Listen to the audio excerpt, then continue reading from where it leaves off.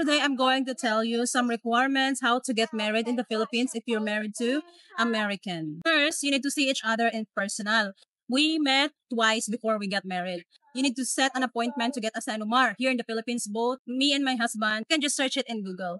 And then he needs to bring his passport. He needs to bring his valid ID, like driver's license. Yeah, just that type of ID, passport.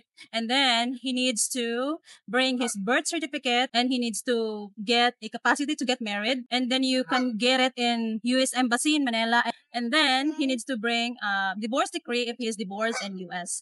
After we got our Sanumar, we go to our registrar and our municipality in your city need to get the requirements for marriage license. Once you're done with your requirements, they will do a seminar, or you're gonna fill out some documents about it. After 10 days, you can get married. And after we got married, I got the marriage certificate. It's like after 1 month, we contacted the Filipino visa to help us with our visa process. And then they help us with our visa process. They give us all the requirements. We set an appointment for our meeting, what we need, what all the documents that we need for our visa. Yeah, it was all good. It was all worth it. And less stress, less hassle. And after 1 year and 9 months, we're finally living together here in USA.